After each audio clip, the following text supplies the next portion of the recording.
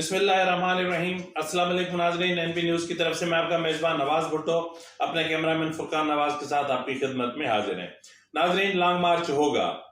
नहीं नहीं नहीं, लॉन्ग मार्च नहीं होगा। नहीं यार, लॉन्ग मार्च होगा, क्योंकि लॉन्ग मार्च अगर नहीं हुआ तो फिर शेख रशीद जो हैं वो कुछ भी कर सकते हैं। मतलब आपको पता है ना, उन्होंने कहा है कि मैं कुछ भी कर सकता हूँ, खुदकशी तक कर सकता हूँ, क्योंकि मैं बहुत ज्यादा जो है वो फ्रस्ट्रेशन का शिकार हो गया हूँ। कमाल है। लॉन्ग मार्च होगा, नहीं होगा, नहीं होगा, होगा। हुकूमत परेशान, इस्लामाबाद कंटेनरों से भर दिया गया है और हर कंटेनर में पता नहीं कितने मन मट्टी डाल दी गई है।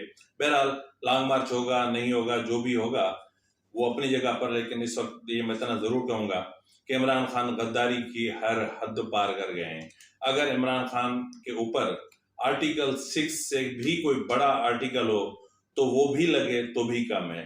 तो बहरहाल नाजरीन, कल जो ज़िमनी इंतखाबात हो रहे हैं, उन ज़िमनी इंतखाबात वैसे 8 नशस्तों पर हो रहे हैं, क्योंकि एक नशस्त पर मुल्तान में शाह महमूद कुरैशी की जो अपना दुख्तर हैं यानी उनकी बेटी हैं, वो मेहरबानो, वो या शहरबानो, वो इंतखाबात लड़ रही हैं, जहाँ उनकी पोजीशन बहुत ज़्यादा कमज़ोर है, बहुत ज़्यादा वीक है, क्योंकि शाह महमूद कुरैशी ने वहाँ पे कोई ख़ास काम नहीं किया।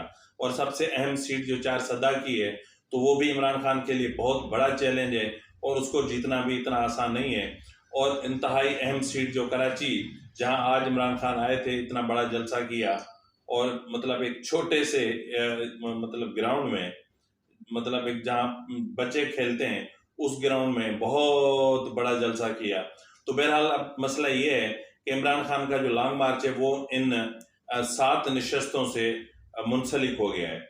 इमरान खान का मतलब, इमरान खान एक वाहिद ऐसा सियासतदान है जब उसको पता होता है कि कोई ऐसी चीज होने वाली है जो उसके हक में नहीं होगी, या हो सकता है कि मतलब उसके हक में ना हो, यानी अगर मुमकिनात में भी एक चीज शामिल हो तो वो पहले ही बयानिया बनाना शुरू करते हैं। तो नाज़रीन, इन ज़िमनी इंतखाबात के हवाले से इमरान खान ने पहले से ही एक बयानिया बना रखा है और वो बयानिया है इलेक्शन कमीशन और चीफ इलेक्शन कमिश्नर का होना। तो नाज़रीन, वो पिछले काफ़ी अरसे से इलेक्शन कमीशन और बिलखुसूस election commissioner, chief election commissioner पर संगीन इल्ज़ाम आयद करते आ रहे हैं और उन्होंने वाज़ेह तौर पर कह दिया है कि तौहीन इलेक्शन कमीशन के हवाले से इलेक्शन कमीशन मुझे जितने भी नोटिस भेजना चाहे भेज दे, मैं इलेक्शन कमीशन में पेश नहीं होऊंगा। क्योंकि इमरान खान को पता है कि तोशाखाना केस हो या फिर इनकी जो नाअहली का केस है या फिर जो फॉरेन फंडिंग के मामलात हैं या जो तौहीन इलेक्शन कमीशन का मामला है, ये मामला ऐसे हैं कि इसमें आज नहीं तो कल इमरान खान को सरेंडर करना ही पड़ेगा। तो बहरहाल उन्होंने बयानिया बना लिया है कि अगर वो कल कल के इंतखाबात में, ज़िमनी इंतखाबात में हार जाते हैं, या 7 मतलब जहां तक मेरा अंदाजा है, मेरा जाती अंदाजा है, उसमें इमरान खान को बमुश्किल 3 नशस्तें शायद मिलें। 3 नशस्तें शायद, या फिर इंतहा हो गई तो शायद 4, लेकिन 3 से ज्यादा मुझे नजर नहीं आ रहा, क्योंकि इमरान खान के जो सितारे हैं उनके हिसाब से उनके लिए अतवार का जो दिन है वो कुछ अच्छा नहीं है और कल अतवार है और अतवार का दिन इमरान खान को शायद ही ले डूबे। बहरहाल तमाम अंदाजे, तमाम मामला एक जगह पर हैं। असल बात जो है वो ये है कि इंतखाबात, ज़िमनी इंतखाबात बकौल इमरान खान के कि ये इंतखाबात नहीं है, ये रेफरेंडम है, क्योंकि रेफरेंडम का इमरान खान को बहुत बड़ा तजर्बा है, क्योंकि वो जनरल मुशर्रफ के रेफरेंडम के लिए अहम काम या उसमें अहम किरदार अदा कर चुके हैं। तो इसलिए इमरान खान को रेफरेंडम ये लग रहा है और इमरान खान इस खुशफहमी का शिकार भी हैं कि जिस तरह के मैंने बड़े बड़े जलसे किए हैं तो उसके हिसाब से मुझे 7 की 7 नशस्तें जीतनी चाहिए और मुझे क्लीन स्वीप करना चाहिए। इमरान खान के क्लीन स्वीप करने के बावजूद, चलो फर्ज करो 7 की 7 नशस्तें जीत जाते हैं, तो फिर भी क्या करेंगे? फिर भी एक ही नशस्त रखेंगे, बाकी सब छोड़नी पड़ेंगी। और बाकी अगर ना भी छोड़े तो इलेक्शन, तो असेंबली से तो उन्होंने वैसे ही बैकआउट किया हुआ है और रिजाइन किया हुआ है, तो फिर रिजाइन करेंगे। मतलब अगर ये सब कुछ करना है तो फिर इस वक्त, इस लम्हे, इस घड़ी में मैं इन हलकों के तमाम वोटर्स से इल्तिजा करता हूं कि खुदा के वास्ते आप अपने वोट की बेतौकीरी ना करवाएं। आप अपने वोट की तजलील ना करवाएं, आप अपने वोट को इतना मत गिराएं, आप अपने वोट की ताकत को इस हद तक मत गिराएं कि कल को आप मतलब आपको खुद को शर्मसार होना पड़े। क्योंकि इमरान खान पहले भी आपसे वोट ले चुका है, यानी इमरान खान को मतलब पीटीआई के वो तमाम अरकान जो पार्लियामेंट से बाहर हैं, क्योंकि इनको पार्लियामेंट में बैठकर आपके मसाइल के लिए बोलना था, चीखना था, इन्हें आपके मसाइल हल करवाने थे, और पार्लियामेंट वाहिद जगह है जहां अवामी मसाइल उठाए जाते हैं। तो इन्होंने क्या किया? क्या सिर्फ इक़्तिदार के लिए इंतखाबात लड़ते हैं? क्या सिर्फ हुकूमत के लिए इंतखाबात लड़े जाते हैं? तो क्या अपोजिशन कोई माने नहीं रखती? तो क्या अपोजिशन में बैठकर आप अपने हल्के के अवाम के हुकूक के लिए कुछ नहीं बोल सकते? मतलब आपके लिए इक़्तिदार है, हुकूमत है तो सब कुछ है, अगर हुकूमत नहीं है तो आपके लिए पार्लियामेंट भी कोई माने नहीं रखती। ये पार्लियामेंट चोरों की हो गई, डाकुओं की हो गई, अब लुटेरों की हो गई, अब जो है वो मनी लॉन्ड्रर्स की हो गई। तो भाई आप कौन हो? अगर ये इमरान खान, ये वजीर आजम शहबाज शरीफ, हमजा शहबाज, मरियम, जितने भी हैं, इन सब पे मुकदमात हैं, तो वैसे ही मुकदमात आप पर भी हैं। आप भी इसी तरह जमानतों पर हैं, आप भी इसी तरह अदालतों के धक्के खा रहे हैं। वो अलग मसला है कि आपको ज्यादा फेवर मिल रही है। तो मसला ये है कि ये पाकिस्तान है, इस पाकिस्तान में हमेशा इंसाफ, हमेशा दो तरफा, मतलब इंसाफ जो मसावी नहीं है, इंसाफ के तकाजे तब्दील हो चुके हैं। इंसाफ अगर आपको लेना है तो फिर आपको ये झूठ, मतलब दो तरह के इंसाफ हैं।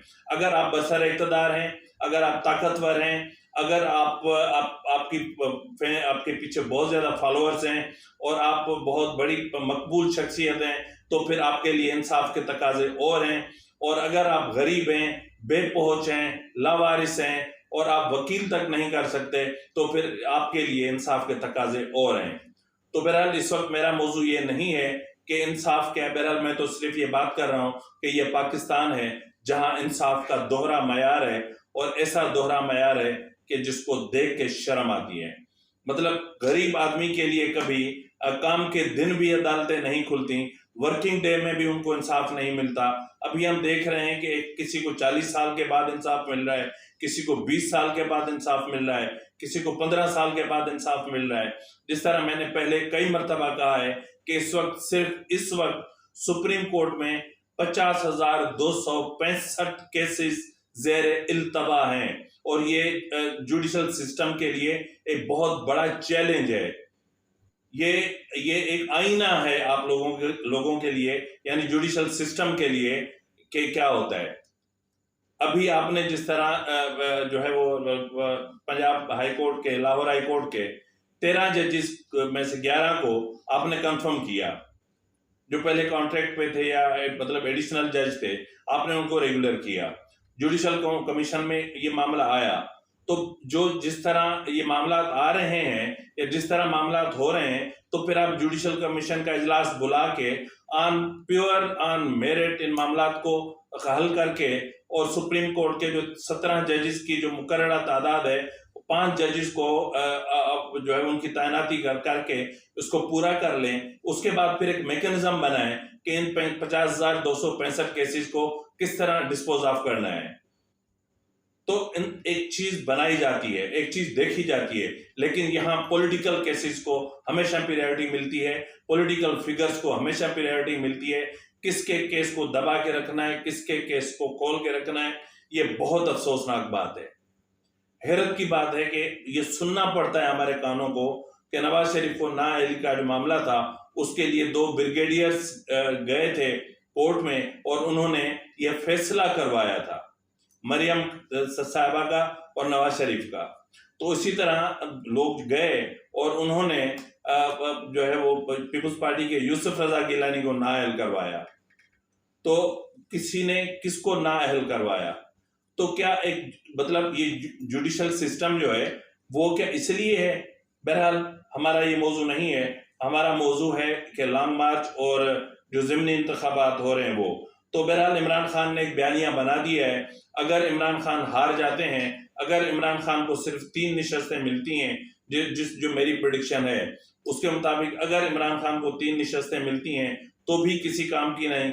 अगर वो 7 की 7 निशस्तें जीतते हैं तो भी कोई बड़ा मसला नहीं है। और अगर मुल्तान से शाह महमूद कुरैशी की बेटी हार जाती हैं तो भी कोई फर्क नहीं पड़ता, क्योंकि उन लोगों को तो पार्लियामेंट में जाना ही नहीं है। बहरहाल इमरान खान को इस वक्त एक बहुत बड़ा बहाना चाहिए। इमरान खान वैसे तो रेड लाइन क्रॉस करके बिल्कुल उसके भी जाके आगे पहुंच चुके हैं। जिस तरह मैंने कहा ना कि अगर आर्टिकल 6 से बड़ा कोई आर्टिकल हो वो भी इमरान खान पे लग सकता है, क्योंकि इमरान खान की जो गुफ्तगू है, जिस तरह कल उन्होंने मर्दान में खिताब करके हमारी जो पाक फौज को जिस तरह जिन अलकाब से नवाजा और जिस तरह गद्दारी के सर्टिफिकेट बांटे, और जिस तरह आज कराची में हैरानकुन बात बोली कि इन्होंने पाकिस्तान को, यानी जिन्होंने चोरों को हम पे मुसल्लत किया है, उन्होंने पाकिस्तान को इतना नुकसान पहुंचाया है जितना किसी दुश्मन ने भी नहीं पहुंचाया होगा। जबकि फैक्ट्स जो हैं वो अलग हैं कि इस पाकिस्तान को जितना नुकसान इमरान खान के 3.5 साल दौर में पहुंचा है इतना किसी दौर में नहीं पहुंचा होगा। यहां तक आज मैं कहने पर मजबूर हूं कि किसी अमरीती दौर में भी पाकिस्तान को इतना नुकसान नहीं पहुंचा होगा, चाहे वो सियासी हो, चाहे वो मुआशी हो, चाहे वो इक्तिसादी हो, चाहे वो इखलाकी हो। इखलाकियात की तो पीटीआई, इखलाकियात का तो पीटीआई से दूर दूर तक कोई ताल्लुक नहीं है, क्योंकि इवन फील्ड के सामने जिस तरह तूफान बदतमीजी मचा हुआ है, अब तो जो वहां के गोरे हैं, जो पड़ोसी हैं, अब तो वो सड़कों पर आकर इन लोगों की बेइज्जती कर रहे हैं जो पीटीआई की किराए की लड़कियां लेकर आते हैं। और ये तो मतलब किराए की लड़कियां तो पीटीआई का वतीरा है, बिल्कुल वतीरा है। जिस तरह परसों के एक विलाग में मैंने कहा था कि जब जो है वो सऊदी अरब के बादशाह शाह सलमान यहाँ पे आए थे और इमरान खान साहब गाड़ी ड्राइव करके ले जा रहे थे, तब उन्होंने उनको ऑफर की कि चलें बनी गाला चलते हैं, वहां पर हम आपका मसाज भी करेंगे और वहां पर हमारे पास एक से एक आइटम भी मौजूद है और आपके पीने के हवाले से भी हर चीज वहां पर मौजूद है। शर्म आनी चाहिए ऐसी पार्टी को, शर्म आनी चाहिए ऐसी पार्टी की क्यादत को। अगर इनमें शर्म और हया है तो फिर इनको चुल्लू भर पानी में डूब कर मर जाना चाहिए। कि जिस तरह ये अपने वतन की बदनामी का सबब बने, जिस तरह इन्होंने हमारी अफवाज को जो इस वक्त निशाने पे लिया हुआ है, जिस तरह उनकी तजलील कर रहे हैं, जिस तरह उनकी बेतौकीरी कर रहे हैं, जिस तरह जो है वो चीफ ऑफ आर्मी स्टाफ की तैनाती के मामले को मुतनाज़े बना दिया है, और जिस तरह इन 5 लेफ्टिनेंट जनरल्स में तफरीक डालने की इमरान खान कोशिश कर रहा है। और मतलब अब तो ये चीज बिल्कुल ऐसे होती जा रही है कि अब जो भी चीफ ऑफ आर्मी स्टाफ आएगा, तो अब तैनात होगा जनरल बाजवा के बाद, रिटायरमेंट के बाद, तो उसको मुतनाज़े तस्वुर किया जाएगा। क्योंकि ये जो 5 लेफ्टिनेंट जनरल्स की जो ये लाट है, ये तकरीबन मुतनाज़े है। अगर कोई मुतनाज़े नहीं है तो एक शख्स मुतनाज़े नहीं है, और वो है जनरल फैज। जनरल फैज साहब मुतनाज़े नहीं है, क्योंकि वो इमरान खान उनसे बहुत फैजियाब होते रहे। कहते हैं ना कि मैंने किसी की मदद नहीं ली, तो खुद ये इमरान खान के अल्फाज हैं कि फौज पीटीआई के जो है वो मैनिफेस्टो के साथ खड़ी है। फौज किसी के साथ नहीं खड़ी होती, फौज सरहद के साथ खड़ी होती है, फौज अपने वतन के साथ खड़ी होती है, फौज अपने वतन के लोगों के साथ खड़ी होती है। और अगर अच्छी फौज होती है तो वो फिर जमहूरियत के साथ खड़ी होती है, जमहूरी इदारों के साथ खड़ी होती है। और इस वक्त अगर फौज ने इस रियलिटी को एक्सेप्ट कर लिया है कि जमहूरी इस्तेहकाम ही मुआशी इस्तेहकाम का सबब है और फौज को सियासत से अलग हो जाना चाहिए, तो फिर आप उसको मुतनाज़े क्यों बना रहे हैं? आपने चीफ ऑफ आर्मी स्टाफ की तैनाती को जिस तरह मुतनाज़े बना दिया है, जिस तरह आपने इलेक्शन कमीशन को मुतनाज़े बना दिया है, जिस तरह आप जब आपको फेवर नहीं मिल रही थी तो आपने अदलिया को जिस तरह मुतनाज़े बना दिया है, जिस तरह आपने पार्लियामेंट को मुतनाज़े बना दिया है, तो अब क्या रह जाता है बाकी? तो भाई बात सीधी सीधी है कि इमरान खान लॉन्ग मार्च नहीं कर पाएंगे।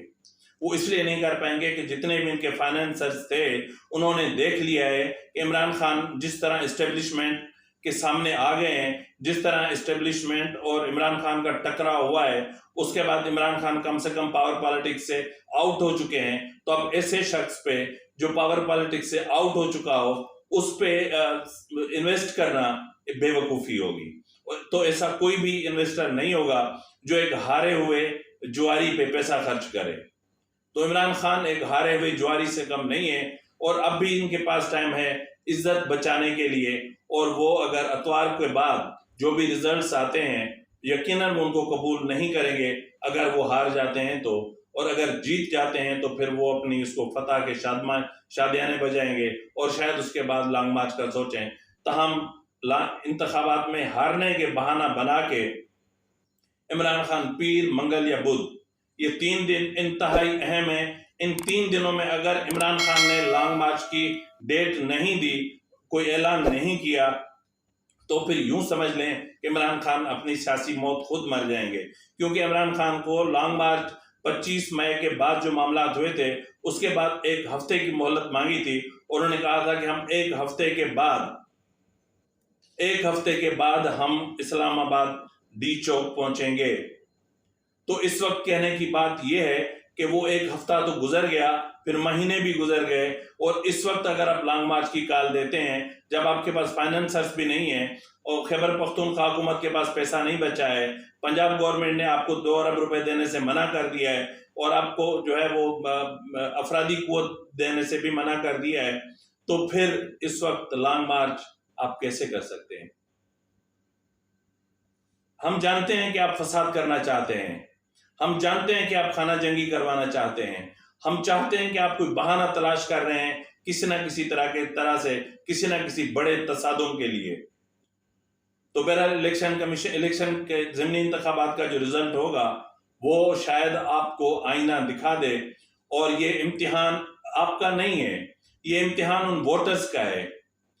अब देखना ये है कि ये जो वोटर्स हैं अपने वोट को कितनी इज्जत देते हैं, अपने वोट को बेतौकीर होने से बचाते हैं, या अपने वोट की तौहीन और तजलील होने से बचाते हैं, या फिर वो अपने वोट की तौहीन और तजलील के लिए इमरान खान को दे देते हैं। इस वक्त इमरान कहता है न जहाद है ये, आज मैं कह रहा हूं कि इमरान जैसे फितने को वोट न देना जो है न जहाद है, और ये सबसे बड़ा जहाद है। और जो इमरान खान को वोट देगा वो यूं होगा कि वो एक बड़े फितने को वोट देगा, और ऐसे फितने को जो मुल्क दुश्मन है और मुल्क दुश्मनी पे उतरा हुआ है और मुल्क दुश्मनी जैसे इकदाम कर रहा है और इस मुल्क को तबाह और बर्बाद देखना चाहता है। तो नाज़रीन, इसी के साथ ही अपने मेजबान नवाज भुट्टो को इजाजत दीजिए। अल्लाह हाफिज।